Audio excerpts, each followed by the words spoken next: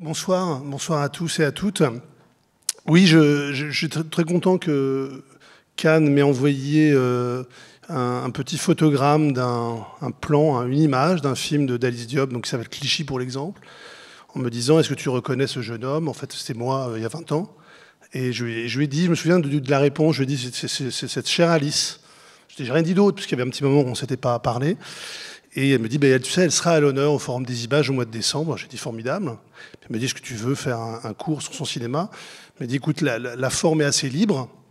Donc ce soir, j'ai quand même fait un cours, comme on dit, sur le cinéma d'Alice Diop, mais avec l'idée que vous ne connaissiez pas tous par cœur sa filmographie. C'est un peu l'idée. On a la chance d'avoir beaucoup de films d'elle qui vont être projetés. Donc la possibilité pour vous de les voir en entier. On en verra des extraits ce soir. J'ai beaucoup de choses à dire. Le cinéma d'Alice Diop dit beaucoup de choses.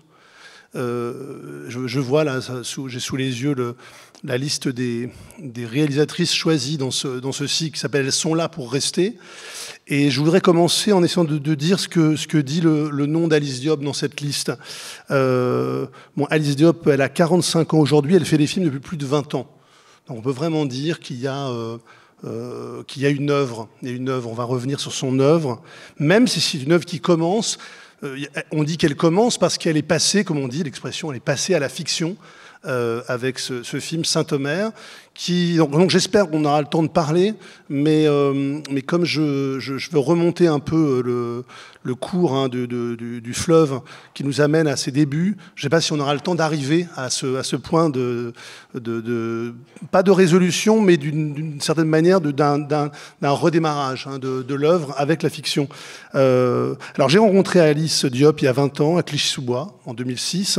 On ne s'est jamais revu depuis. J'ai observé depuis le poste qui est le mien, c'est-à-dire enseignant, son travail de cinéaste. J'ai toujours retrouvé dans son œuvre, je vous décrirai notre rencontre tout à l'heure, le feu premier que j'avais vu il y a 20 ans. Il y a chez Alice Diop une ténacité, une énergie physique, sans quoi on ne fait pas de film, surtout pas les films donc vous allez voir des extraits ce soir. Donc une énergie physique pour filmer le réel. Enfin, j'ai pas trouvé d'autre mot que cette expression filmer le réel, comme ça, de se confronter au réel. Et puis, parallèlement, une exigence, je dirais, de pensée.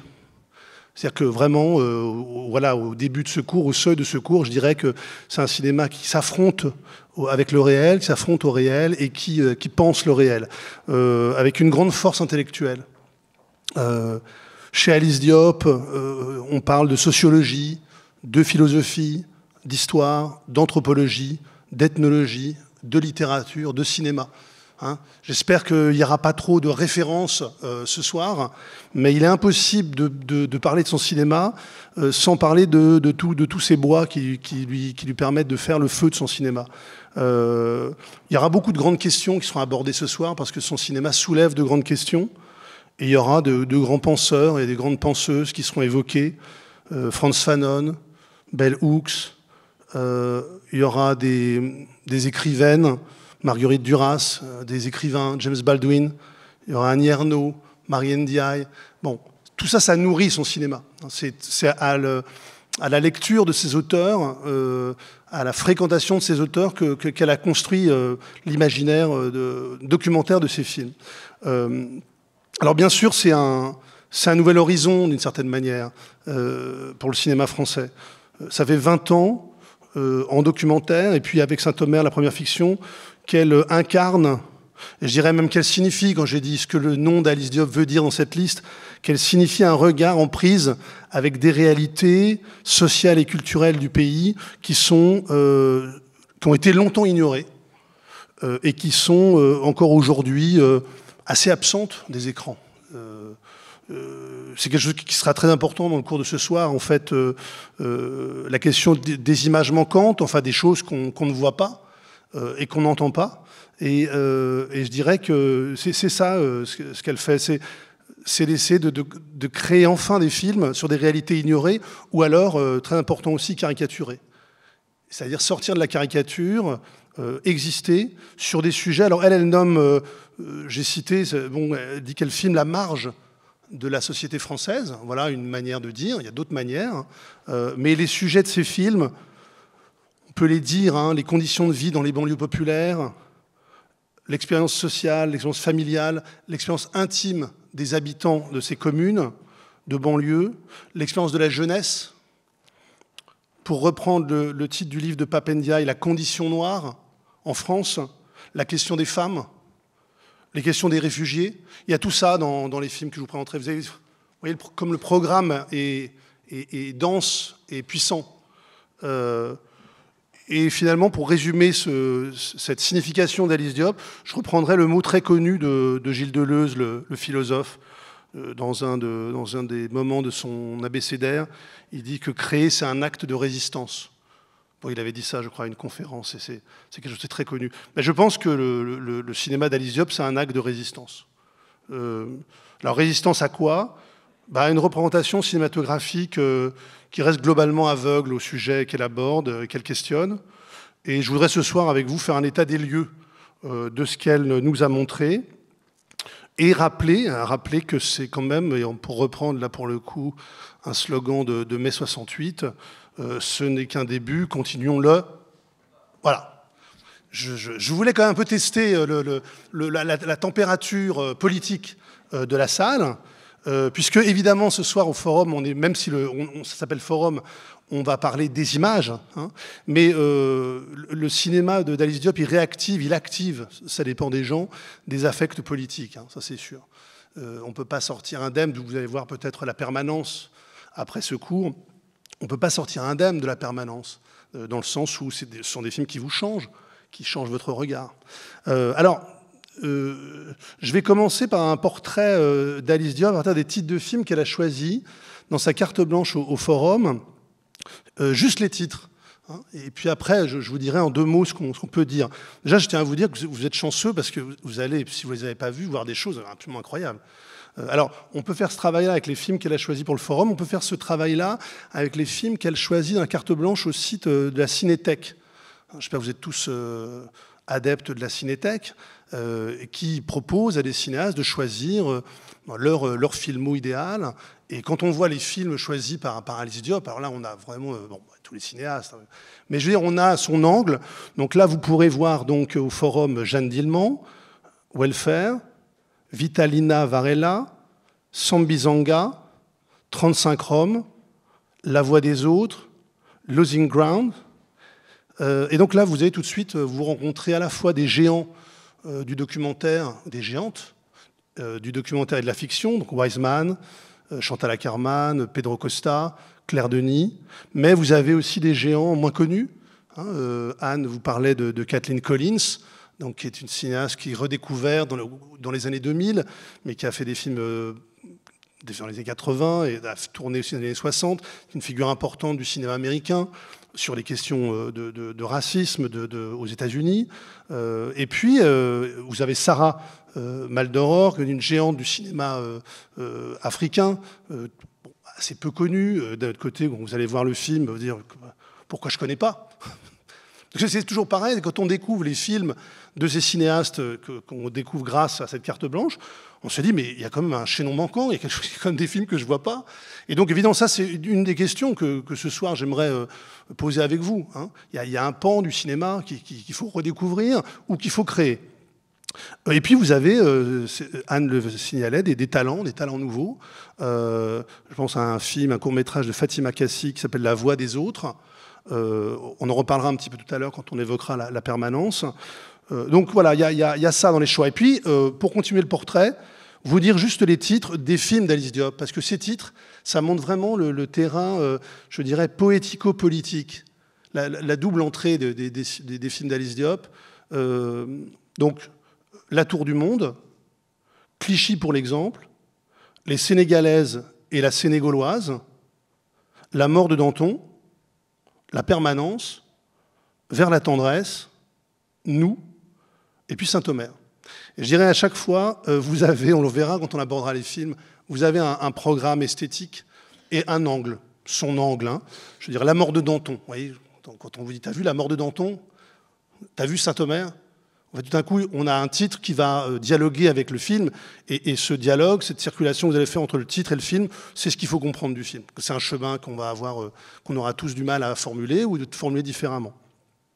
Alors, un des films qu'elle a choisi et que j'ai choisi pour commencer ce cours, c'est un film qui a un très beau titre, et j'ai nommé ce cours de cinéma Vers la tendresse en reprenant un titre d'un film d'Alice Diop, et le titre du film qu'on va voir s'appelle « L'amour existe ». C'est sans doute un des plus beaux films sur la banlieue qui a été réalisé. Il est signé Maurice Pialat, donc un des géants de notre cinéma de fiction. Mais là, c'est un documentaire, un essai poétique, politique. On sent dans ce film toute la colère de son auteur. J'ai toujours trouvé que c'était un film personnellement, qui me foutait par terre et qui me mettait en larmes à chaque fois que je le voyais, avec moins de 30 minutes. On va en regarder un extrait pour essayer d'entrer dans l'œuvre d'Alice Diop. Donc on va regarder l'extrait numéro 1, donc un extrait, pas au début, un extrait de L'amour existe de Maurice Pialat. Voici venu le temps des casernes civiles. Univers concentrationnaire payable à tempérament, urbanisme pensé en termes de voirie, matériaux pauvres, dégradés avant la fin des travaux.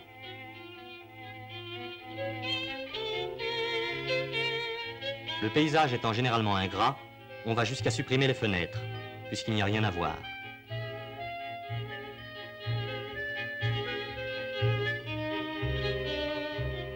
Les entrepreneurs entretiennent la nostalgie des travaux effectués pour le compte de l'organisation TOD.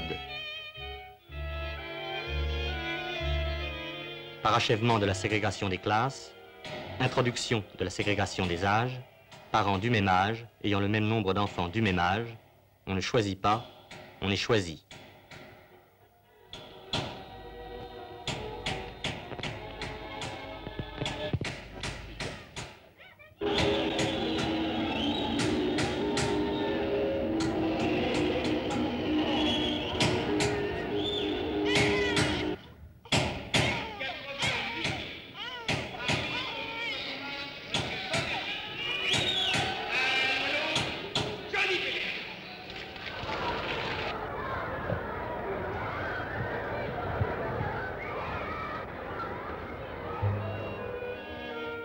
Enfants sages comme des images que les éducateurs désirent, jeux troubles dans les caves démesurées.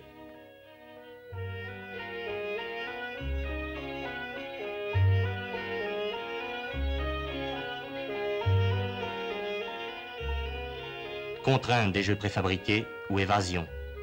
Quels seront leurs souvenirs?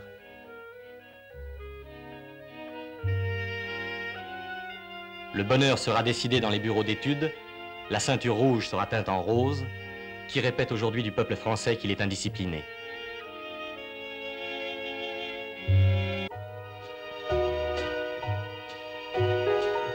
Toute une classe conditionnée de copropriétaires est prête à la relève. Classe qui fait les bonnes élections, culture en toc, dans construction en toc.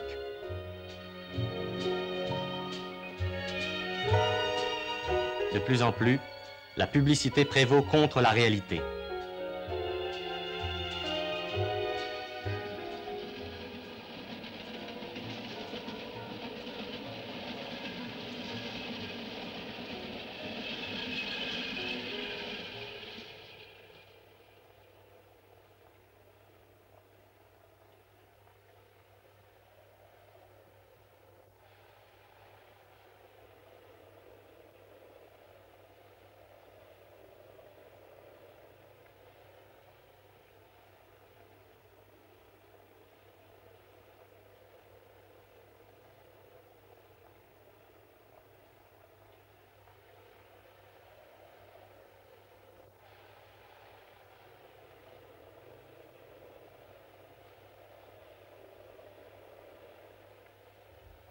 Ils existent à 3 kilomètres des Champs-Élysées.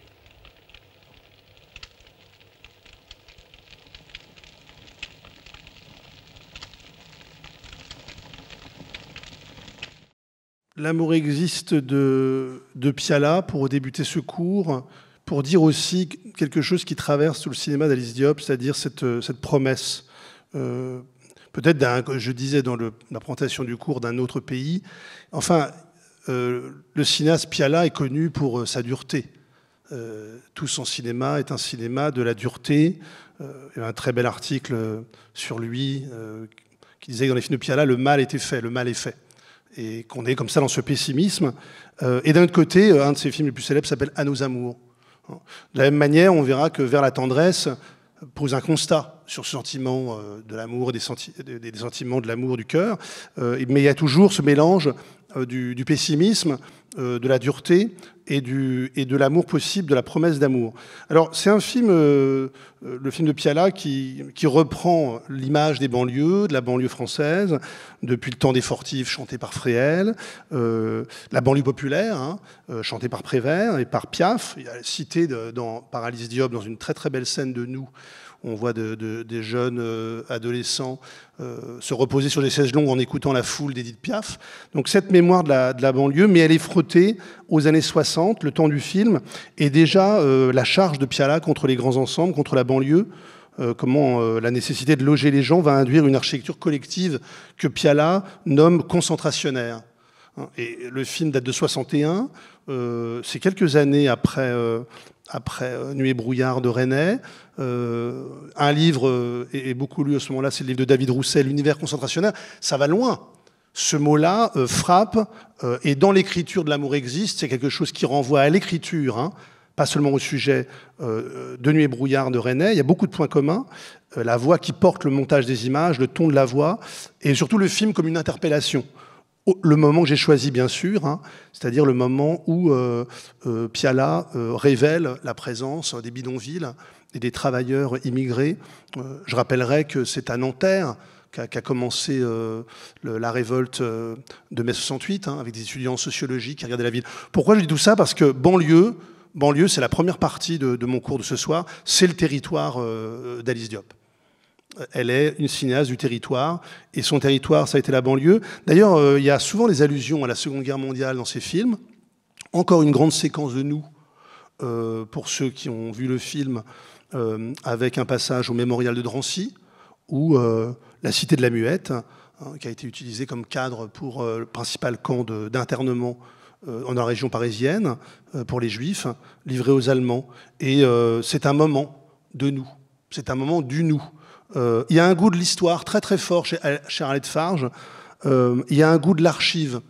Il y a un livre très très beau d'Arlette Farge qui est une grande historienne, et un livre qui s'appelle Le goût de l'archive, justement. Et je trouve que Alice Diop, elle a le goût de l'archive. Je dirais même, puisque le temps tourne, et peut-être je ne le dirai pas, je pense que ces films aujourd'hui servent d'archive pour aujourd'hui. On va le voir, précisément celui où j'apparais, le film qu'elle a tourné à Clichy-sous-Bois. C'est une archive fondamentale à voir et à revoir. C'est comme une épiphanie, ça nous saute aux yeux. Et donc, dans la présentation de ce livre d'Arlette Farge, il est écrit « L'archive naît du désordre, elle prend la ville en flagrant délit. Mendiants, voleurs, gens de peu sortent un temps de la foule. Une poignée de mots les fait exister dans les archives de la police du XVIIIe siècle. » Vous voyez, ça, c'est la grande historienne Arlette Farge. Et Alice Diop a fonctionné de la même manière avec des images. Nous montrer des fragments de ce réel-là. Un, pour pas qu'on les oublie, et deux, pour les faire exister. Alors, le territoire de la banlieue, ça va poser d'emblée la forme que va choisir d'illustrer Alice Diop en allant à Clichy-sous-Bois en 2006 pour faire un film qui s'appelle Clichy pour l'exemple. On va regarder le premier extrait de ce film, c'est l'extrait numéro 2 dans notre liste. Donc Clichy pour l'exemple. Il faut évidemment faire le lien entre cet extrait-là, de 2006, et le film de Piala de 61.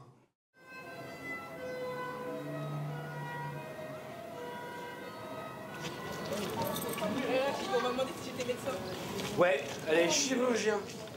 C'est plus un médecin, c'est carrément un chirurgien spécialiste des halls. Ça va ?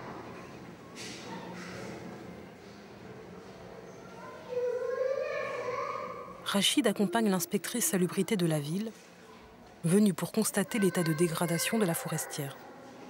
Ouais, on va au dernier étage. Ouais.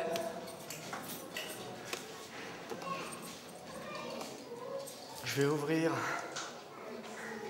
Parce que On arrive sur l'appartement 24 024, dont le propriétaire est la GESIM étant pratiquement le propriétaire de tout le bâtiment, qui a accepté donc de fermer l'appartement temporairement, le temps que les travaux d'étanchéité en terrasse puissent être faits, parce que là, il est franchement impropre à nouveau à la location. Tout est décollé, hein. C'est que la fuite, quand il pleut, elle est relativement assez importante. Hein. Tout, vraiment, absolument tout est décollé. Les dalles sont décollées. Voilà, c'est dans un état lamentable. On voudrait nous montrer des plafonds, des crevasses. Non, vous vous rendez pas compte, mais l'eau, ça s'infiltre par des tout petits trous. Et ça suffit à pourrir la vie de ceux qui sont sous terrasse.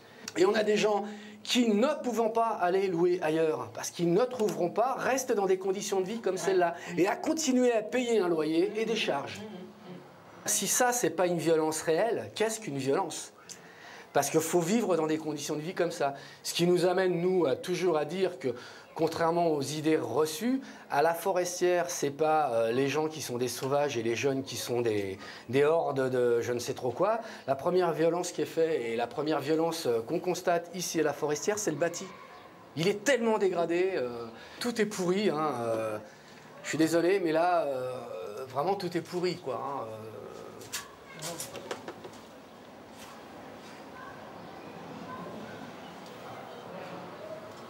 Je sais pas, qu'est-ce que vous en pensez? C'est vrai que c'est pas...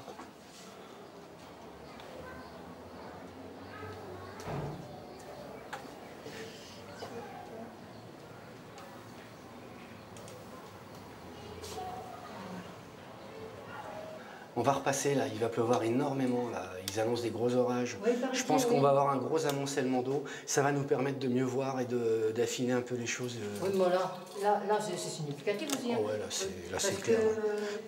Faites attention à vous. Hein. Est-ce que ça pleuve ici alors que ça fait une semaine?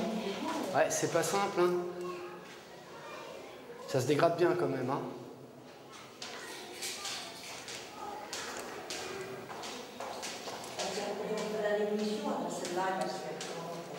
Si demain, le cadre de vie changeait, si demain on avait des équipements à la hauteur, etc., c'est évident que ça changerait beaucoup de choses.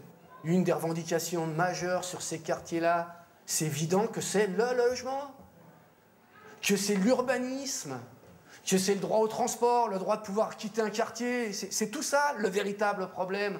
On peut enfermer comme ça des gens dans des bulles, hein, mais je veux dire, on s'étonne de quoi après? Des conséquences que ça va générer? Banlieue, pour parler du cinéma d'Alice Diop, et art de dévoilement. Hein, je vous l'ai dit, le cinéma documentaire, il sert à ça, il sert à montrer une réalité cachée, masquée. Il y a un pouvoir de révélation du cinéma documentaire. Le cinéma nous montre des lieux qu'on ne voit pas. C'est le geste premier. C'est une enquête sociologique, Clichy pour l'exemple.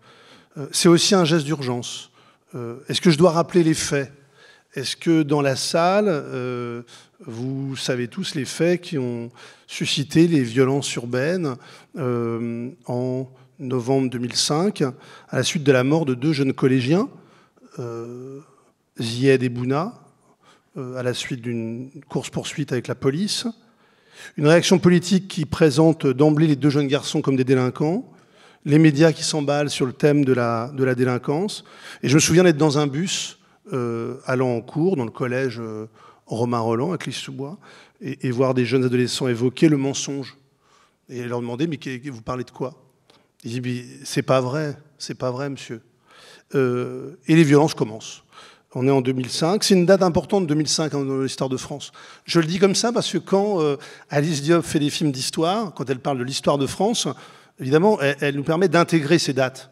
Vous connaissez, j'ai une formation historienne, faire de l'histoire, c'est établir des chronologies. Hein. Donne-moi tes 10 dates et je vois comment tu regardes ce qui s'est passé, comment tu as configuré le passé.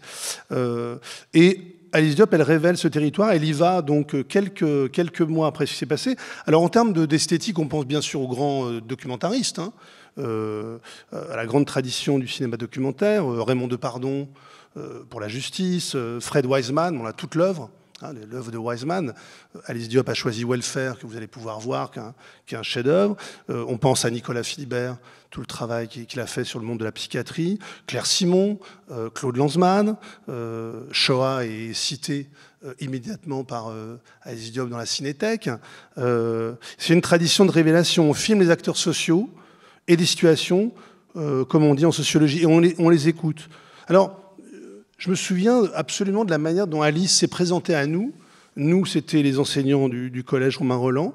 Je travaillais depuis 2 ans dans ce collège. C'était un mercredi matin, on était dans une réunion syndicale. Il y avait une grande tradition syndicale hein, dans le collège Romain Rolland.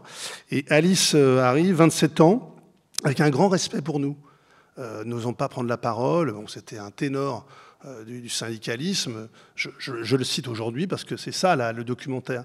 C'est la réalité d'une approche avec le réel. Gérard. Et puis, à un moment donné, elle nous présente son projet.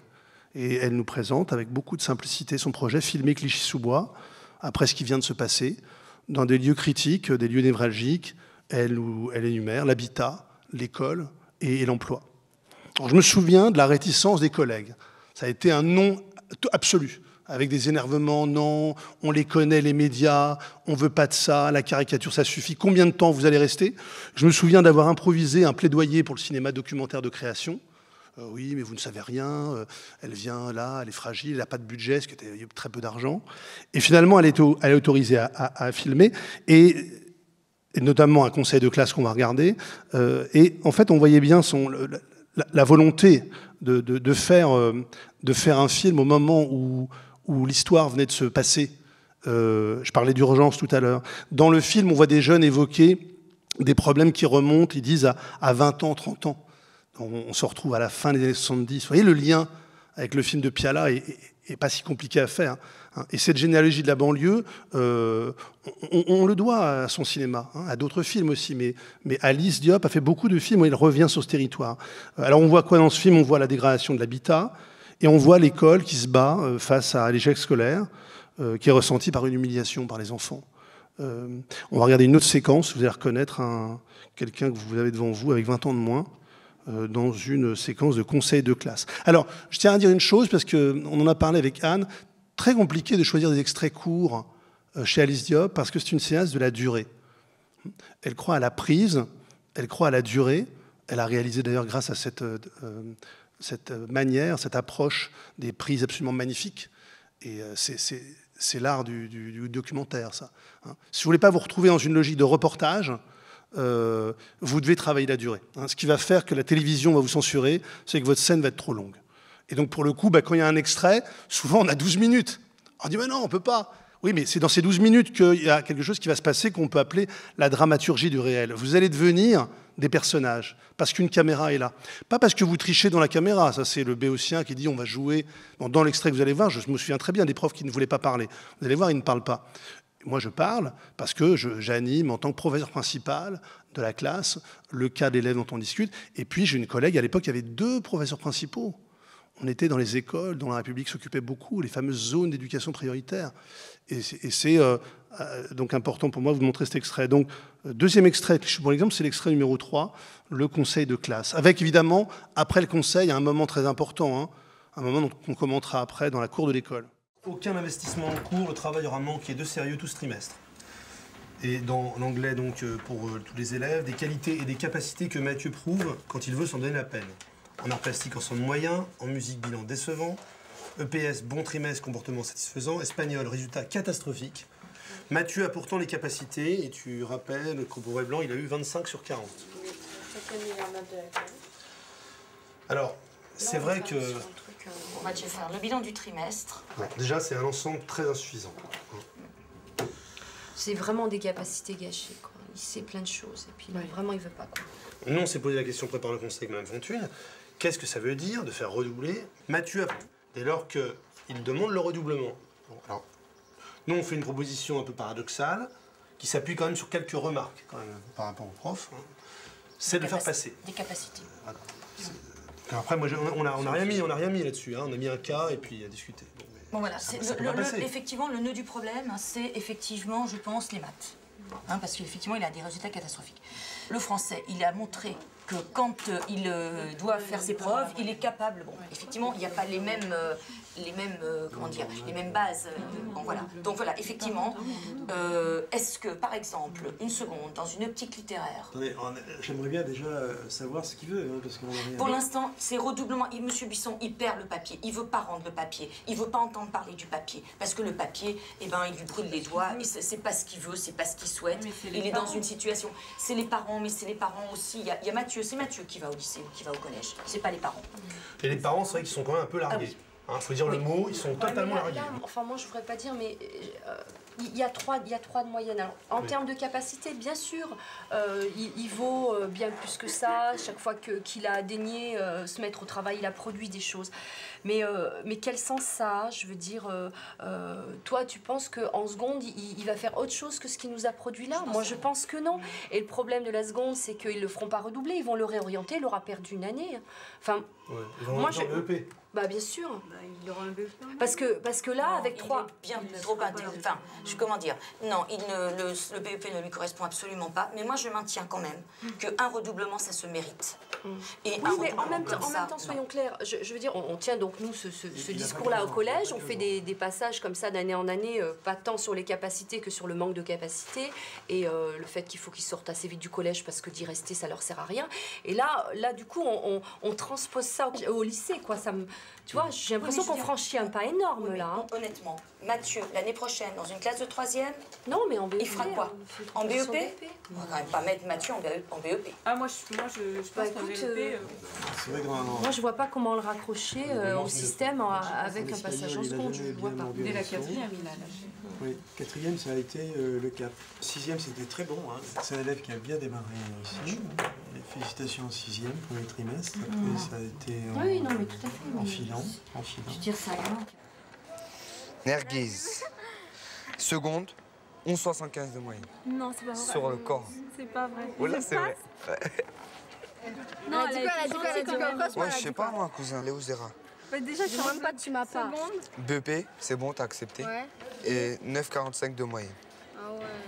Moi, j'ai 11,83, je passe en seconde. Attends. Vous passez, les gars. Attends. Wallah. Sur le crâne. Sur le crâne avec moi. Sur la tête des il y en a 10 qui passent. Attends. Oh là là, 11. Ah, il y en a 10 qui passent en seconde, 2 bac pro, 7 BEP et 1 doublement. C'est très émouvant pour moi de regarder ces images. C'est la première manière d'Alice Diop, c'est d'observer à distance. On sent hein, son origine sociologique, hein, filmer une situation sociale.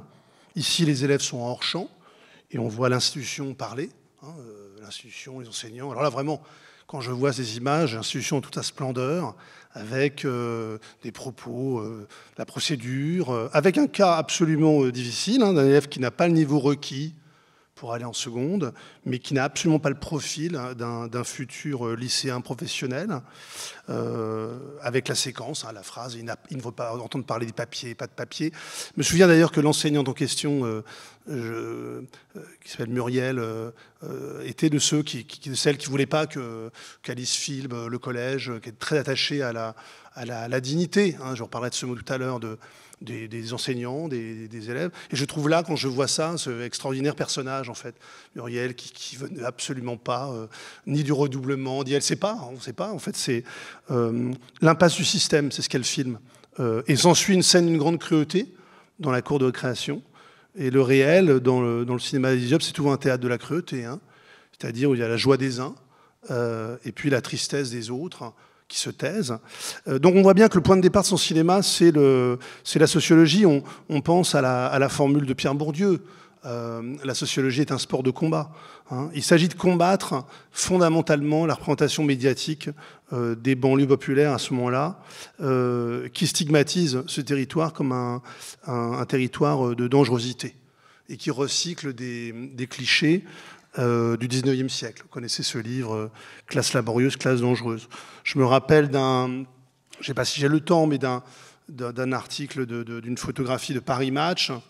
J'avais, comme on dit, découpé l'article. C'était à l'époque où il y avait les journaux, c'était les journaux, où une enseignante avait été filmée à côté photographiée à côté des élèves.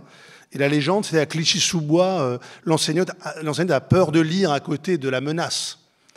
Et l'enseignante avait porté plainte pour diffamation. Et elle a dit, mais je suis enseignante là-bas, vous vous rendez compte de ce que vous racontez? C'était des élèves que je connaissais. Donc c'est ça, hein, Clichy, pour l'exemple, c'est un film essentiel. En 2024, c'est une archive. Ça permet une mémoire d'un territoire. Et ça invite un état des lieux, évidemment. Je venais à Paris à pied. Le film La haine, aujourd'hui, devient un spectacle de théâtre. Et ils ont repris, vous savez, la punchline de La haine, la fameuse punchline « Jusqu'ici, tout va bien ». Jusqu'ici, ils ont écrit « Rien n'a changé ». En 2024. Jusqu'ici, rien n'a changé. L'état des lieux, c'est pour reprendre le titre d'un très beau film de Jean-François Richet, au début de ce qu'on appelle le film banlieue, en 1995, la même année que La haine, donc 2 films matrices. Donc l'état des lieux, c'est qu'aujourd'hui, il y a un genre qui s'appelle le film banlieue, dans la fiction. C'est indéniable qu'il y a un imaginaire des banlieues qui passe par le cinéma. Il passe par des films très importants. J'en citerai quelques-uns. Samia de Philippe Faucon en 2000. Wesh Wesh, qu'est-ce qui se passe de Rabat à Merzaimesh, qui a été extrêmement important et qui tournait à Clichy-sous-Bois. L'esquive d'Abdelatif Kechiche en 2003. Évidemment, pour moi, 2 chefs-d'œuvre récents qui sont les 2 films de Ladjli. Les Misérables et Bâtiment 5. Vous savez, les élèves que j'ai aujourd'hui ont vu Les Misérables et ils me demandent toujours, mais à la fin, qu'est-ce qui se passe, monsieur? Et c'est marrant parce que j'ai l'impression que la fin des Misérables, ça se passe dans la cage escalier que vous avez vue tout à l'heure de la Forestière. Et j'en sais rien, tu crois qu'il se passe quoi, toi? Et ça s'appelle le cinéma. C'est-à-dire que c'est un cinéma du chaos. Alors, Bâtiment 5 reprend absolument la question du bâti dégradé dont parle le film d'Alice Diop, avec un scénario qui va faire monter progressivement, j'ai une colère démentielle, une colère folle d'un des personnages. Donc je ne sais pas si vous avez vu ce film. Bon, sur le cinéma de fiction, on a nos informations. Dans la société française, en revanche, hein, pour reprendre la punchline, rien ne s'est passé. L'état des lieux est beaucoup plus tendu. Au cours de la cérémonie des Césars en 2017, hein, Alice Diop a été récompensée pour le César de meilleur court-métrage pour Vers la tendresse. Cette année-là, c'était aussi le César pour Maïmouna Doucouré pour son court-métrage Maman. Il y avait aussi Déborah Lukumwena qui avait un César pour son rôle dans Divine. Et Alice Diop a fait quelque chose de très beau et de toujours très fort. Enfin bon, elle a fait la liste des prénoms des victimes, victimes des banlieues. Les prénoms, il y avait Ziyad Ebouna, il y avait d'autres noms, et ça signifiait tout à fait sa lucidité et son pessimisme. J'en suis donc à conclure cette première partie sur la banlieue. On est là en 2024 et ça fait suite aux explosions de violence de juin-juillet 2023 à la suite de la mort de Naël Merzouk. Et donc on est dans cette situation-là. Et c'est dans ce contexte sociopolitique qu'il faut inscrire le cinéma d'Alice Diop. C'est à l'intérieur de ce moment-là, autour de 2 concepts qu'elle incarne d'une certaine manière, mais qui pour elle font crise, enfin des concepts politiques qui viennent des États-Unis, hein, du monde anglo-saxon. Premier concept qui est le concept de pensée décoloniale. Alors s'il y a un à la salle qui connaissent, qui sont habitués à ces concepts, vous les connaissez, c'est formidable. Ceux qui ne les connaissent pas, donc pensée décoloniale et puis racisme systémique. C'est les deux concepts politiques qui viennent des sciences sociales du monde anglo-saxon et qui ont pris de plus en plus d'ampleur aux États-Unis autour du mouvement Black Lives Matter. Donc né en 2013 et qui a connu une dimension nationale au moment de la mort de George Floyd le 25 mai 2020. Voilà, George Floyd, hein, je le rappelle, un homme noir étouffé par un policier qui a posé son genou sur sa nuque pendant 9 minutes. Et cet homme a demandé, disait cette phrase à Ken Brief, et qui est devenu un slogan politique. Vous voulez. Alors, je dis ça parce que, évidemment, la situation française n'est pas la situation américaine, mais le cinéma d'Alice Diop est un questionnement permanent sur qu'est-ce qui se passe en France. Parce que si ce n'est pas la même chose, c'est autre chose. Alors, cette question fondamentale, j'arrive au deuxième temps, cette crise politique, Alice Diop va s'en emparer de 2 façons. D'abord, ça va être un questionnement sur l'histoire de France et ce qu'on appelle le roman national, c'est-à-dire la manière dont on raconte l'histoire de France. Et et ses angles morts. Et l'angle mort majoritaire, son amnésie, c'est le colonialisme. C'est ça, la pensée décoloniale. Hein. C'est l'idée de reparler de cette période-là. Et le film qu'elle a fait en parlant de réécrire, d'imaginer une autre histoire de France, un autre nous, il s'appelle Nous. Alors c'est un film dont je ne montrerai pas d'extrait ce soir, mais c'est un film qui a créé un débat, pour ceux qui l'ont vu, qui est un film complètement passionnant. J'en parlerai quand même un petit peu tout à l'heure. Mais c'est un film où vraiment elle interroge le climax du film. Peut-être j'en parlerai pas tout à l'heure. C'est une rencontre qu'elle a avec l'écrivain français Pierre Bergougnoux, qui lui a écrit sur les marges de Corrèze. Et elle va le voir pour essayer d'imaginer une histoire des sans-voix. Hein, et cet entretien avec elle est vraiment symptomatique de sa manière d'aborder cette question de la crise politique en France à partir de l'histoire. L'autre manière, celle que j'ai privilégiée ce soir, c'est le portrait des gens, c'est le portrait des individus. Elle va progressivement évoluer, Alice Diop, d'une approche globale sociologique, observer une ville avec les différents thèmes, assez classiques, hein, avec des scènes très fortes, comme vous avez vu, vers quelque chose qui est beaucoup plus sophistiqué comme approche, des portraits, au sens vraiment du genre, le portrait. Et elle va explorer politiquement les choses en écoutant les gens qu'elle va voir. Et ça, c'est mon deuxième temps. Le cinéma d'Alice Diop, c'est un cinéma de l'écoute. Et elle écoute une dimension assez rarement entendue, notamment en banlieue, c'est à l'intime. Elle va écouter l'intime. Elle va réussir. Il y a quelque chose chez elle de la maïeutique, vous savez, de la délivrance. Les gens lui parlent. Et d'ailleurs, alors que dans Clichy pour l'exemple, une voix off faisait le lien entre les différentes séquences, progressivement, elle va s'autoriser à faire entendre sa voix, la voix qui interroge. C'est extrêmement émouvant.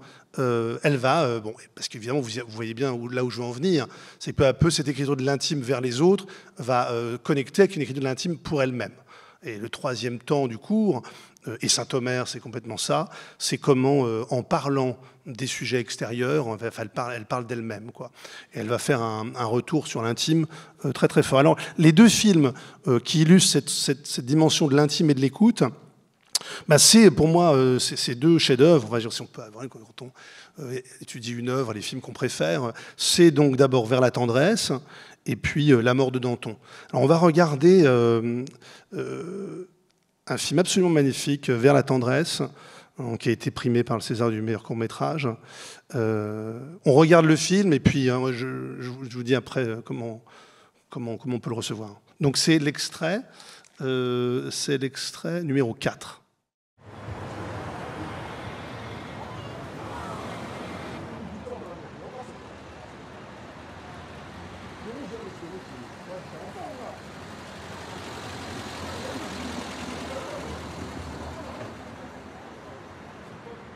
Et t'as déjà entendu tes amis te parler d'amour, de parler de leurs sentiments pour leurs copines? Jamais.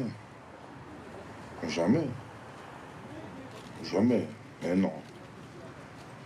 Tu vas commencer à parler comme ça, les mecs vont dire « Oh, Popo, calme-toi, mon frère. Va chercher une bouteille de Jack Daniel, s'il te plaît, tes histoires, j'en ai rien à cirer. Sinon, il y en a un, il va dire ta meuf, c'est une connasse, c'est tout. Tu peux pas étaler tes problèmes amoureux comme ça devant des clébards assoiffés, quand même.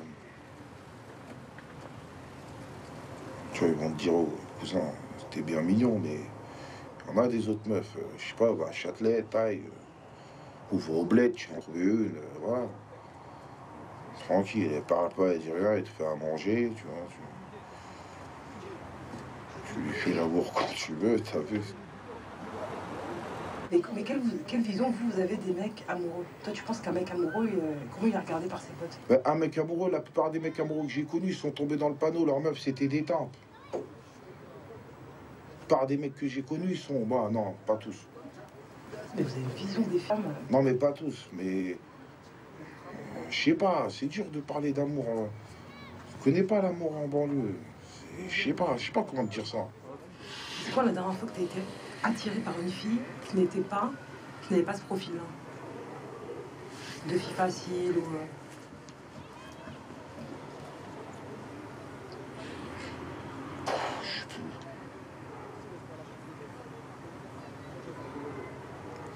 Peut-être il y a peut-être 1 an et demi, mais après voilà.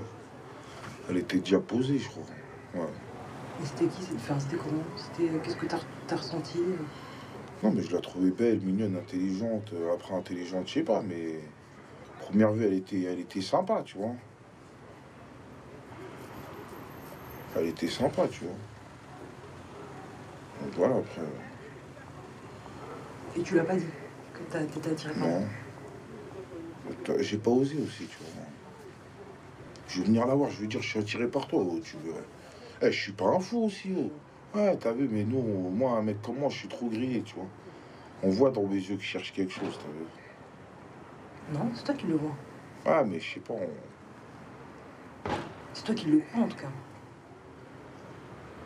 Tu vois. Donc voilà.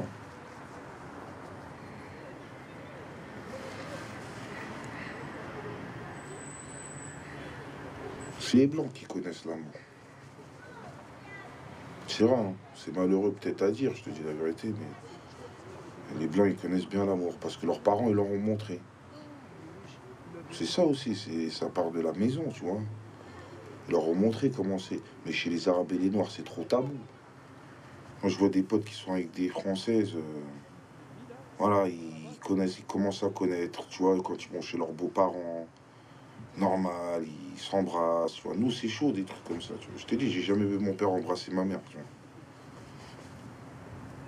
Donc, tu vois, comment tu veux apprendre après l'amour, c'est vrai que c'est pas un smack, mais comment tu vas apprendre, je sais pas, tu vois ce que je veux dire. Tu vois pas l'amour chez les Africains. L'amour, tu le vois pas. Moi, en tout cas, chez moi, mon père, il respectait ma mère, mais j'ai pas vu l'amour, tu vois. Mais il l'a respecté. Et j'ai pas vu un couple qui s'aime. En France, ils ont pas... Il n'y a pas le temps de l'amour ici.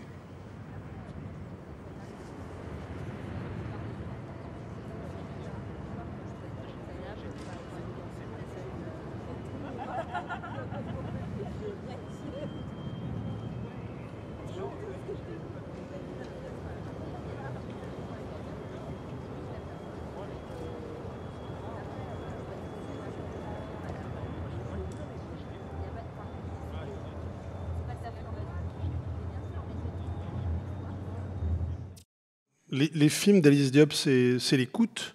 Et dans le projet esthétique de son cinéma, le son compte beaucoup. Hein. Il y a un travail sur le son très important. Dans ce film, hein, c'est vraiment un travail sonore magnifique. On prend la parole dans les films. Dans l'extrait qu'on vient de voir, à la fois, il y a la démarche documentaire qu'on connaît, hein, les documentaires où on interroge les acteurs sociaux sur leurs sentiments. Je pense à un très beau film premier film de Bertrand Blier, qui s'appelait Hitler connaît pas, qui est un portrait de la jeunesse et où on interroge face caméra des jeunes sur leurs sentiments. Et on a de la parole crue, comme on entend. Alors, c'est pas un échantillon représentatif vers la tendresse. Elle a interrogé des hommes et elle a gardé quatre témoignages.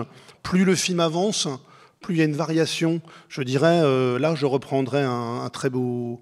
un titre d'un grand classique de Roland Barthes, Fragment d'un discours amoureux. Hein. On est sur des fragments, et ces fragments, ils se relient pas forcément entre eux. C'est plutôt une juxtaposition de solitude, comme ça. Et le film est vraiment un film de nuit. Alice Diop aime beaucoup la nuit. Des hommes entre eux, des hommes seuls. On a vu ce plan qu'elle a fait d'un homme seul qui regarde une table de bistrot. La situation de l'entretien reste hors champ. Et les questions-réponses deviennent le texte du film, au sens vraiment politique d'un texte, quoi. On a un texte. D'ailleurs, je ne sais pas si ça a été fait, mais ce serait très bien que le texte du film devienne un livre. Et au générique, ce qui est très beau, c'est qu'on voit que les voix, donc au générique, on lit ça, avec les voix de Régis, Rachid, Patrick, Anis, voix de Régis incarnée par Modibo Diarra, Samaké Diarra, Dinal Majdoub, Maher Boufera. Donc 4 voix pour incarner une voix. Oui, c'est un travail. Elle a demandé, je pense, hein, je voulais lui demander, bon, mais je pense qu'elle a demandé à des voix de jouer, d'incarner ces témoignages. Ce qui fait qu'il y a une dramaturgie de ces voix. Et le film commence avec ce soir, j'ai censuré 2 moments de son cinéma où il y a beaucoup de mots grossiers. Le magnifique témoignage qu'on vient d'entendre, ça commence très très durement. C'est d'une grande obscénité, c'est très dur. Et puis là, ce qu'on vient d'entendre, c'est pas que c'est dur, c'est que c'est juste totalement déchirant. Hein. L'amour, c'est pour les Blancs, c'est pas pour les Africains et les Arabes. Enfin, c'est des choses... Là, on retrouve, je parlais de Piala dans le cinéma français. Hein. Un de ceux qui fait entendre des choses aussi violentes, parfois dans son cinéma. Hein, il y a un de ses grands films, Piala, s'appelle L'Enfance nue, hein, sur les enfants de l'assistance. Son premier film, un chef-d'œuvre. Et là, dans ce film, Vers la tendresse, il y a ça. Et évidemment, ce titre terrible de Vers la tendresse, hein, qui est un horizon, et qui y va. Hein, plus on avance, plus on a de l'expérience et des témoignages qui vont vers une tendresse. Ça se termine par un couple, et elle fait entendre la version du Cantique des Cantiques d'Alain Bachung et Chloé Mons. Donc on inscrit, ça c'est quelque chose qui est très important, je vois que le temps tourne, je ne sais pas si on aura le temps de le dire, elle inscrit ces motifs sociologiques dans un grand récit. Le grand récit de la mythologie, le grand récit cosmique, hein, dans Saint-Omer, c'est cosmique. C'est ça. On part d'une histoire individuelle, on est très proche de la personne, on l'écoute. Saint-Omer, c'est un chef-d'œuvre de l'écoute. Le procès, bien sûr, c'est le lieu de l'écoute. Mais on n'est pas obligé, quand on fait un film de procès, d'entendre dans la durée. Hein, et le personnage de Saint-Omer, bon, on l'entend, il raconte son histoire. Mais à partir de cette histoire, Alice Diop va connecter avec une histoire plus grande encore. Alors, est-ce que c'est l'histoire du monde? Est-ce que c'est l'histoire du cosmos? La mythologie. C'est un film aussi de réparation. C'est-à-dire que le geste d'écoute, moi je l'entends comme une réponse aussi à toute cette imagerie très, très brutale, très relayée par les médias, et souvent les films banlieues d'ailleurs, hein, de jeunes de banlieue, virilistes, dangereux. Bon, je sais pas, moi, je vois plutôt une bataille d'images, une bataille de représentation. Hein. Et je pense que son film... Voilà, essaye d'entendre quelque chose. Alors la douleur de l'assignation donc du fait de l'origine, on l'entend évidemment dans le film. Et dans cette phrase, hein, que je redis, pour moi d'une grande puissance, il faut entendre quand il dit l'amour c'est pour les blancs. Hein. On est dans un film de 2016 là, hein, je veux dire en 2016. Alors d'autres voix possibles, oui, des voix de tendresse qui vient progressivement dans le film.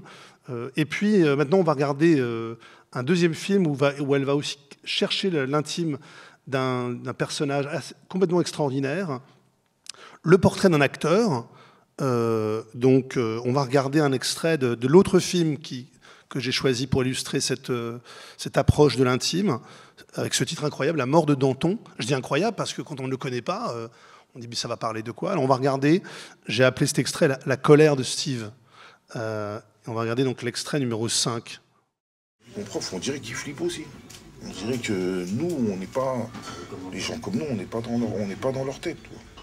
Rebours, notre Tessie, on n'est pas dans l'idée... c'est pas dans leur programme. Le cinéma, le théâtre, c'est pas pour les robots-roulants, on dirait. Peut-être nous voyer rappeurs ou footballeurs ou faire le même boulot que papa ou maman, ou ramasser les papiers et tout, en plus, mais après... Nous, on n'est pas dans leur programme. La preuve, ils ne savent même pas nous choisir des scènes. Ils se pétapent pour nous choisir des scènes. Toi, tu penses que ton prof, il ne sait pas choisir des scènes? Il me dit chercher des scènes de noir. C'est moi ou toi le prof? C'est toi qui dois me donner les scènes, j'ai pas à chercher. Hein. Il te dit chercher des scènes de noir? Un jour, il m'a dit, vous connaissez pas des auteurs noirs et tout? Pourquoi? Pour me donner ces scènes-là. Tellement que le mec, il est du père. Parce que tu sais, là c'est parce que tu as dépassé le stade que tu peux plus te... Comment ça s'appelle? Comment ça s'appelle? Tu peux plus te contenter des petites scènes qu'il te donne. Non, maintenant, il est obligé de dépasser un autre stade. Mais pourquoi il te jouait que des scènes de blagues? Tu peux pas jouer d'autres scènes que des scènes d'auteurs noirs? Je sais pas, j'ai attendu 1 an pour une scène parce que j'ai fait une scène là, avec le combat de possédé. Il fallait que j'attende qu'il y ait un noir qui arrive pour la jouer. Pendant 1 an et demi. Il me dit, ouais, j'ai pas de noir et tout. Pendant 1 an et demi. Je lui dis, mais je voulais lui dire à ce niveau-là, on peut attendre même 15 piges. Je lui ai dit, non, attends, je vais chercher un petit massité, on va la faire la scène. Et là, ça y est, il a trouvé un blanc, il a dit, on va le maquiller en noir pour la faire. Là, t'as vu le mec, comment il... Vraiment un truc de Dieu, tu vois ce que je veux dire? Je lui ai dit, hey, moi, je vais chercher un petit masté, il n'y a pas de problème, un petit Renoir, je t'en ramène. On l'a fait, la scène, tranquille. Je lui donne le texte, il l'apprend, c'est bon. Je lui paye son mot, petit. Il veut maquiller un blanc en noir pour faire la réplique. Pour faire la réplique. Voilà la pensée, tu vois ce que je veux dire. Bon, les mecs, ils sont encore à l'ancienne. Encore que c'est Christophe Colomb qui a découvert l'Amérique, mon coucou. Bon, vas-y, laisse tomber. Salut. Salut, tu vois. Avec des trucs comme ça me... Pareil, Danton, pareil. Je peux la jouer, non, il n'y avait pas de noir à ce moment-là. Putain, je suis là pour la travailler. Quand j'ai allé... C'est-à-dire, je comprends pas, tu sais quoi cette histoire avec Danton? Danton. Je lui ai demandé si je pouvais faire Danton. Non, non, c'est pas possible, ça vous va pas, il n'y avait pas de noir à ce moment-là. Mais toi, quand on t'entend des trucs comme ça, ça te rend pas... Ça me rend gueudin, mais qu'est-ce que tu veux? Si ça me rend gueudin, c'est... Comme je suis un mec encore impulsif, j'ai pas encore le... C'est dans la logique, soit je suis mauvais ou soit je ferme ma gueule. Donc autant fermer ma gueule, parce que si je suis mauvais, je vais être mauvais à 100%. Et là, il va vraiment voir le mec qui voit à TF1, par Charles Villeneuve, qui le présente à droite de savoir, le sale enculé, qui est dans ce hall en train de picoler et tout casser. Là, il va vraiment le voir. C'est pour ça que je préfère pas parler, tu vois. C'est pour ça, tu vois, je suis là pour taffer, parce que j'aime aussi. Et ça, tu dois passer par là. C'est ce que je veux dire, même si c'est injuste. Tu dois passer par là. C'est injuste, hein, je sais, ce que tu veux. C'est lui qui choisit, c'est lui... C'est-à-dire que toutes les autres personnes ils peuvent jouer tous les rôles qu'ils veulent, et toi, que les rôles... Même l'autre blanc qu'on va peindre en blanc, il peut jouer le rôle du noir, t'as vu. Mais moi, je peux pas faire le rôle du noir. C'est un truc de ouf, quand même. Mais moi, je comprends pas, t'as vu. On va le plaindre. Tu dis pas ça à ton prof, tu dis mais pourquoi moi je peux pas jouer? Parce que je veux lui dire, ça va être des discussions qui vont durer longtemps, après ça va m'énerver. Parce qu'après un certain moment, je sais plus parler, moi. La mort de Danton, c'est un portrait d'un jeune acteur. Et dans ce portrait, Alice Diop, elle va articuler la question de l'intime et les questions politiques que j'ai évoquées un petit peu avant, qui vont traverser tous ces films. Des questions qui tiennent à l'histoire de France. On l'a carrément convoqué par le titre du film, mais cette séquence, la Révolution française, hein, frottée au colonialisme, avec cette phrase incroyable que Steve Dick, le professeur de théâtre, a dit, il n'y avait pas de noir à ce moment-là, et donc qui nous choque, enfin, qui nous choque. Et puis l'histoire de l'art, hein, qui est quand même le domaine d'Alice Diop, le théâtre, hein, mais le cinéma qui est là. Alors on a parlé des deux mots, je les redis, ces deux mots politiques qui sont aujourd'hui des courants importants. Donc le mot de racisation, qui veut dire comment le racisme systémique s'inscrit dans les corps, et l'autre concept, le concept de colonialité, qui est au cœur de la mort de Danton. C'est-à-dire la colonialité, c'est ce qui reste dans les corps, dans les esprits de la période coloniale. Alors, pareil, je ne comprends pas. Il y a des tas de livres sur le sujet, et il y a une œuvre qui nous le montre, c'est-à-dire que Alice Diop nous montre des personnages qui sont traversés par ces questions. L'extrait qu'on vient de voir, La colère de Steve, donc il s'agit de Steve Tiancheux, qui a grandi dans la cité des 3000 à Aulnay-sous-Bois, la cité où a grandi Alice Diop. Il y a la question de la représentation dans ce film. D'abord, il y a le portrait d'un homme en mouvement permanent. Un homme qui circule entre deux mondes, entre des mondes, d'abord la banlieue où il habite, et puis Paris-Centre, mais aussi des mondes sociaux, puisqu'il vient des milieux populaires, il va à un cours de théâtre. Et Alice enregistre ses questionnements intérieurs. Et enregistre de manière folle de proximité ces crises, notamment une crise qui ouvre le film que je n'ai pas mis, même chose, parce que, je vous le dis carrément, je ne voulais pas que vous ayez une mauvaise image de Steve, parce que c'est une colère... Au cours Simon, il y en a qui ont peur de lui. Et ça le met dans un état de rage absolue. Et il se met en colère là-dessus. Donc Alice, elle filme cette colère, puis elle filme ce questionnement-là. Il est magnifique. Vous savez, moi, j'adore le moment où Alice lui dit « Mais pourquoi tu ne réagis pas ?» Il dit « Mais parce qu'on va rentrer dans des... » Vous voyez, on va rentrer dans le... C'est précisément le sujet. Et que soit on rentre dans le, soit on ne rentre pas. Mais là, son déchirement, il est filmé par elle. Puis le deuxième questionnement, c'est la représentation, hein, au théâtre, au cinéma, le corps qui joue. Hein, je veux dire, effectivement...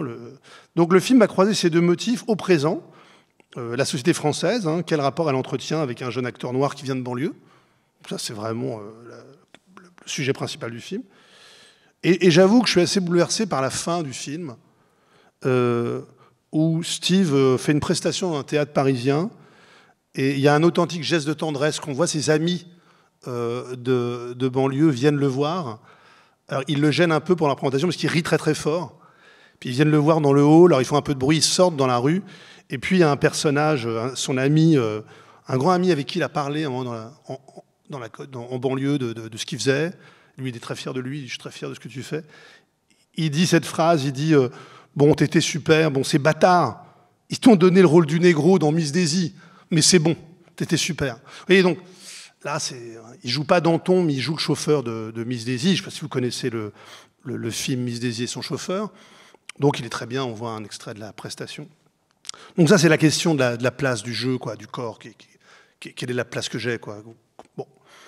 L'autre motif, c'est le passé. Comment ce présent réactive le passé, hein.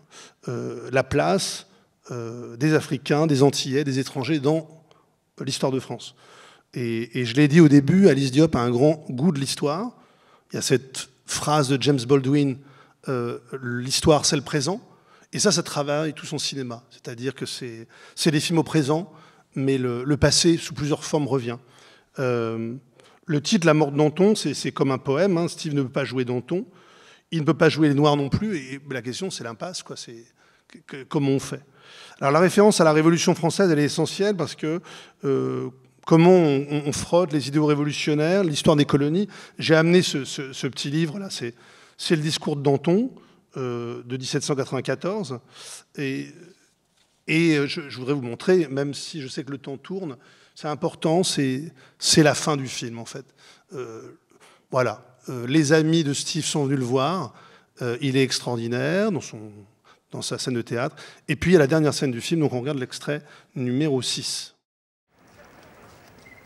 Nous avons brisé la tyrannie des privilèges en abolissant ces pouvoirs auxquels n'avait droit aucun homme. Nous avons mis fin au monopole de la naissance, au monopole de la fortune, dans tous les grands offices de l'État, dans nos églises, dans nos armées, dans toutes les parties de ce corps magnifique qui est la France. Nous avons déclaré que l'homme le plus humble de ce pays est l'égal des plus grands. Cette liberté que nous avons acquise pour nous-mêmes, nous l'avons affectée aux esclaves. Et nous confions au monde la mission de bâtir l'avenir sur l'espoir que nous avons fait naître. C'est plus que des victoires dans une bataille, plus que des épées et des canons, et toutes les cavaleries de l'Europe. Et cette inspiration,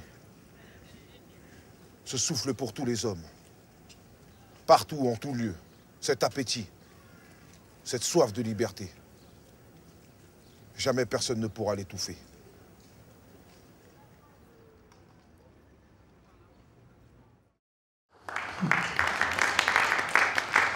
Bah, c'est vrai que bah, j'ai retrouvé effectivement ce livre-là, Lançon, La liberté dans les colonies, discours de Danton, 4 février 1994, suivi de La France est un arbre vivant de Léopold Sédar Senghor, et puis suivi d'un discours de Christiane Taubira de 1999. Bon, c'est vrai qu'un des horizons du cinéma d'Alice Diop, c'est quand même, dans cette séquence, de réaliser le rêve de Steve, donc il joue Danton. Alors, je tiens à dire que Steve Tianche est un acteur extraordinaire aujourd'hui. Vous l'avez vu, j'ai cité 2 films que j'aime beaucoup dans lesquels il joue. Il est l'extraordinaire Le Maire dans Les Misérables. Pour ceux qui ont vu Les Misérables. Qui a vu Les Misérables?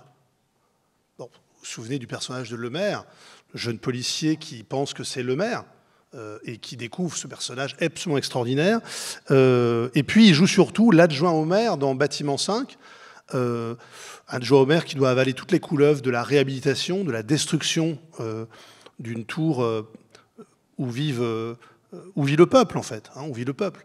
Et il doit avaler les couleuvres d'un maire qui dit que, profitant d'une catastrophe à un étage, ils vont détruire la tour. Bon, le film est complètement déchirant, hein, Bâtiment 5. Hein, je ne sais pas si vous l'avez vu autant. Le film a été critiqué, une réception critique. On dit beaucoup que parfois, que ces films sont primaires, on dit c'est primaire, c'est caricatural.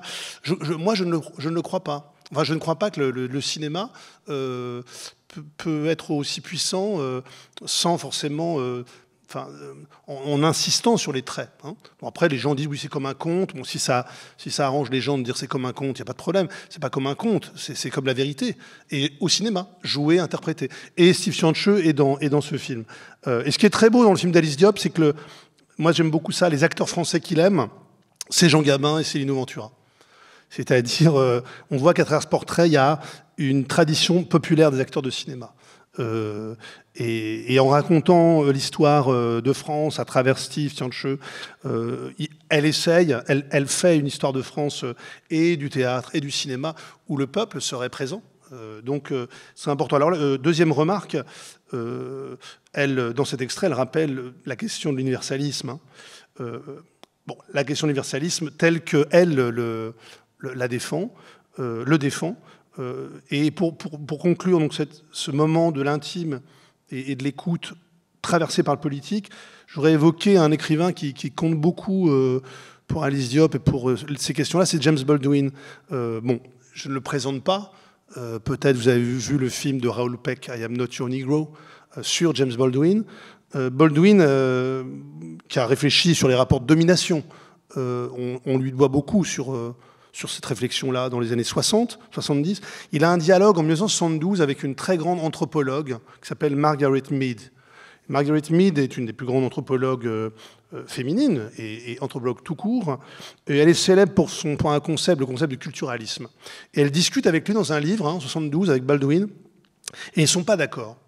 Mead dit que l'urbanisme peut exister, qu'il faut dépasser la question des couleurs de peau, les différences, qui est paradoxal pour elle, qui défend le particularisme. Et Baldwin dit qu'au contraire, il faut être attentif à la couleur. Et là, on a deux versions de l'universalisme. Une version universaliste de surplomb, et puis un universalisme je dirais, que Baldwin appelle l'universalisme pluriel. Bon, il est évident qu'Alice Diop défend cet universalisme-là. C'est-à-dire, encore une fois, un universalisme que défend sans doute le texte de Danton, si vous le lisez, le texte de 1694. J'avais... je regarde l'heure, non, je n'ai pas le temps. Il y avait un extrait de Baldwin dans un livre qui s'appelle « La prochaine fois, le feu », Next Time Fire, un classique des luttes dans les années 60. Et il dit quelque chose de très très beau sur le fait de ce qu'il appelle l'épreuve de survie. C'est-à-dire le fait d'être noir aux États-Unis, pour lui, c'est une épreuve, c'est une expérience, mais que la société américaine aurait tout à gagner à utiliser le savoir de ceux qui survivent pour être une société heureuse ou harmonieuse, puisque pour lui, elle est malade. Baldwin fait le constat d'une société américaine malade, qui fait un écho absolument déflagrant avec ce qu'on vit aujourd'hui. Et je vais quand même vous lire cet extrait. Celui-là qui, chaque jour, est obligé d'arracher par fragments sa personnalité, son individualité, aux flammes dévorantes de la cruauté humaine, sait, s'il survit à cette épreuve, et même s'il n'y survit pas, il sait quelque chose quant à lui-même et quant à la vie, qu'aucune école sur Terre et aucune église non plus ne saurait enseigner. L'autorité qu'il acquiert, il ne la doit qu'à lui-même, et celle-là est inébranlable. Et cela parce que s'il veut subsister, il lui faut voir au-delà des apparences, ne rien considérer comme acquis, deviner le sens derrière les mots. Quelqu'un qui continuellement survit à ce que la vie peut apporter de pire cesse éventuellement d'être dominé par la peur de ce que la vie peut apporter. Alors, je ne sais pas si j'ai lu, c'est tellement dense, mais je crois que c'est aussi ce que veut dire Steve quand il dit « je ne vais pas rentrer dans tout ça, là, je ne vais pas me mettre en colère. Je vais utiliser ce savoir pour être plus fort. » Donc, voilà, je voudrais... je sais qu'il reste un quart d'heure, on va juste, à mon avis, aborder très rapidement, hélas, parce que c'est un thème majeur, mais je veux qu'on puisse un peu échanger. Je vous dis beaucoup de choses. Et, le troisième temps de ce cours, j'ai appelé ça un cinéma pour réparer, le care, le soin. J'avais prévu de vous montrer un extrait de Nous. Nous, c'est ce film où Alice Diop a filmé des fragments de vie de banlieue le long du RER-B. C'est inspiré d'un livre de François Maspero. Et en fait, c'est un film très curieux parce qu'on pourrait dire, oui, c'est un film sur le vivre ensemble, puisqu'elle filme à la fois une messe de commémoration de la mort de Louis XVI, elle filme des jeunes en train de se reposer dans un terrain vague en écoutant Piaf, elle filme un moment le mémorial de Drancy, et on se dit, oui, c'est un grand chant du vivre ensemble, un peu le slogan politique du vivre ensemble. Et en fait, pas du tout. C'est plutôt un film dont chaque spectateur, comme je disais tout à l'heure, doit faire le travail de lien entre les fragments. Et c'est un film que je trouve qui ressemble beaucoup vers la tendresse, c'est-à-dire au bout du film, et on ne pourra pas écouter non plus le dernier extrait, j'étais trop gourmand, où elle met la chanson de Jean Ferrat, Ma France. Donc le film termine avec beaucoup de douceur. Et on a vu des choses comme ça très différentes du pays. Et je crois que dans ce film, il y a une scène que je voulais vous montrer. C'est la scène où elle filme sa sœur qui est infirmière à domicile et qui vient apporter des soins à une dame. Alors je vous décris l'extrait parce que c'est le 3e temps de ce cours qui va être un peu bref. C'est le soin apporté à l'autre qui va permettre de nous sortir de ce chaos. En écoutant et en allant. Et donc elle filme sa sœur venir dans la maison, pavillon de banlieue, s'occuper, on entend la voix, hein, s'occuper d'un soin. Et elle dit, c'est ma sœur qui est là, mais elle ne rentre pas maintenant. Il y a l'éthique de ne pas filmer le soin direct. Et donc il y a une approche très très sensible d'Alice pour nous montrer ça, parce que le soin, là le livre que je vous ai... Le soin, c'est le dernier horizon de son cinéma, c'est par le soin qu'arrive la dignité. Et en fait, je vous ai amené ce livre de Cynthia Fleury, qui est un peu fondamental. On est là dans la sidération de ce qui arrive à Mayotte. Là, je vous parle aujourd'hui, 20 décembre 2024. Et elle parle du sentiment de dignité ou d'indignité. Elle parle du devenir indigne du monde.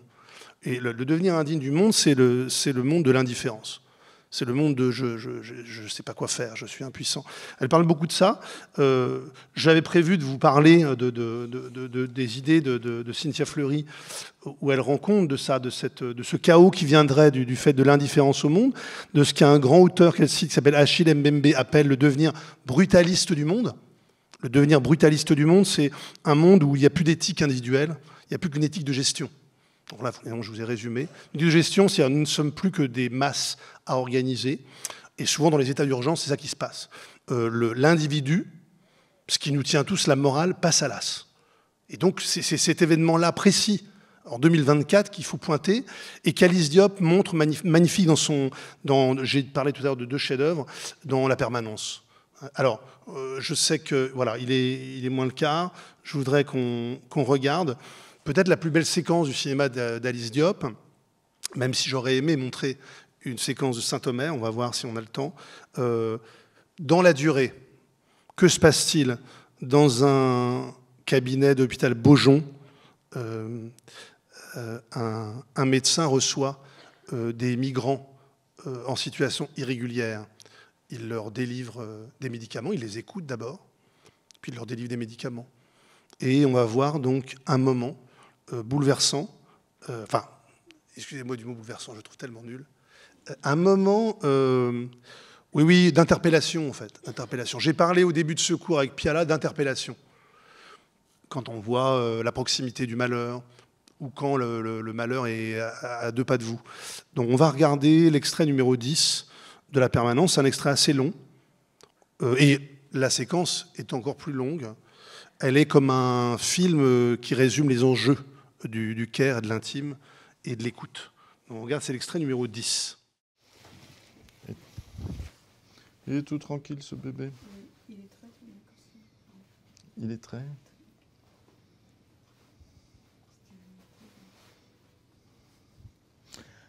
And, okay.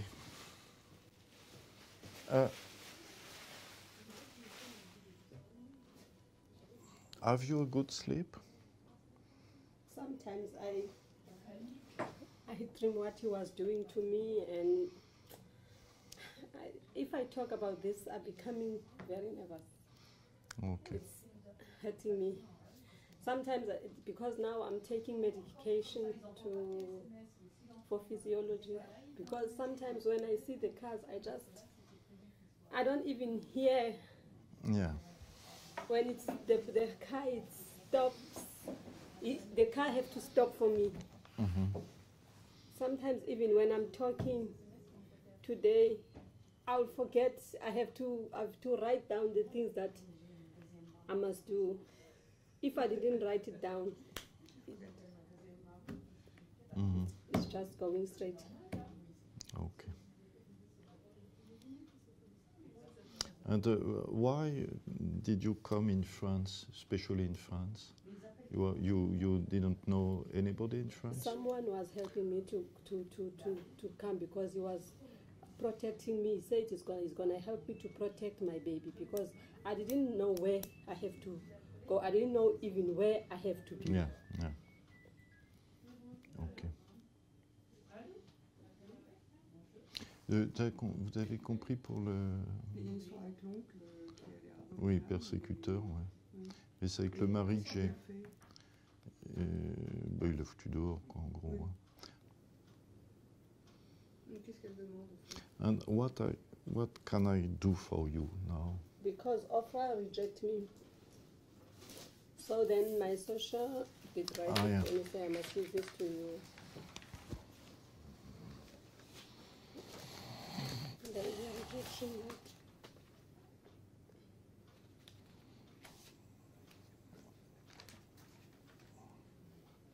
Ok, ok. I understand that. Donc c'est assertif, quoi.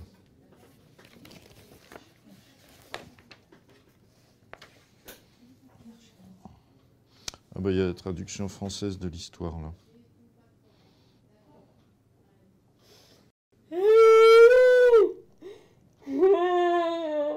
So...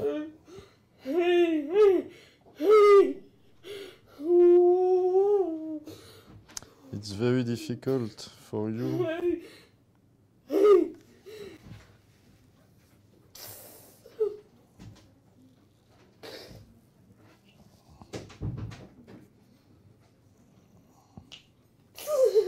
You, excuse me, Mrs.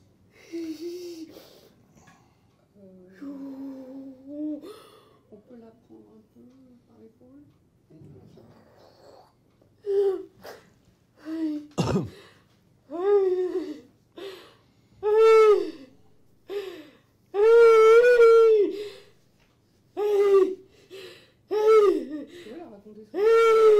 Comment? Oui, c'est le récit qui est dur. Ouais.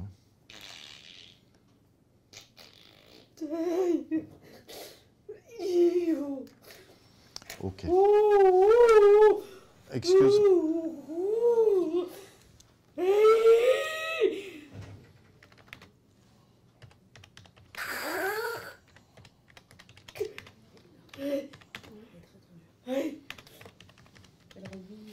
Yeah.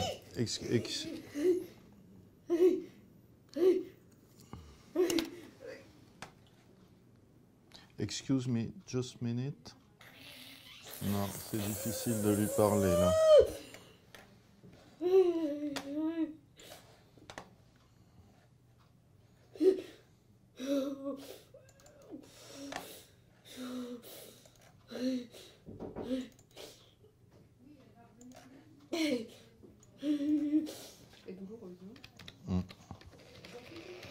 C'est une vie de merde. Hein. C'est une vie de merde qu'elle a eue.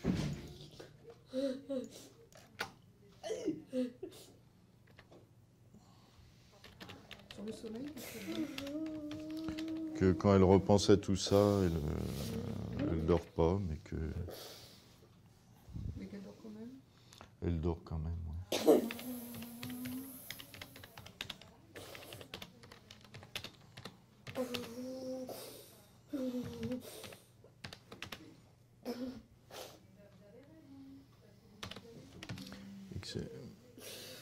Je vais la voir. Excuse me, Mrs. I write the certificate for you. Can you your problem of burning was when you had 12. True? Yeah, it's good. Okay.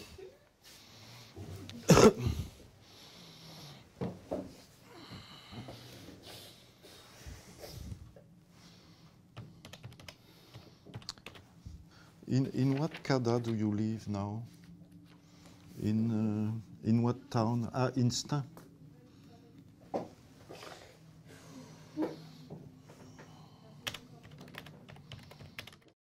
La permanence, alors je me suis trompé de lieu, puisque ça se passe à Bobigny, dans un cabinet médical d'hôpital Avicenne à Bobigny. Et j'ai fait la confusion parce qu'il y a un film qui s'appelle État limite, que vous avez peut-être vu, qui suit le parcours d'un psychiatre à l'hôpital Beaujon à Clichy. Et les deux films illustrent l'institution des soins. Dans ce film, Alice Diop a inscrit les blessures de l'intime dans l'ordre du monde, puisqu'on reçoit des migrants. Alors Cynthia Fleury, dans ce livre, La clinique de la dignité, c'est un livre de 2023, elle fait le constat que des personnes comme cette dame vont se multiplier du fait de ce qu'un climatologue appelle les guerres du climat. Je parlais de Mayotte tout à l'heure.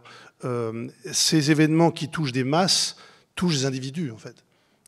Et la capacité des systèmes de soins des pays démocratiques, c'est qu'est-ce qu'on fait face à ça. Et chaque fois qu'on voit cette séquence de la permanence, on est à la fois surpris par la crise qui arrive et puis par le calme, d'une certaine manière, du médecin qui voit passer devant lui énormément de cas individuels de souffrance. Donc on ne sait pas. Alors Cynthia Fleury parle de devenir indigne des institutions. Elle parle de souffrance éthique qui devient de plus en plus important.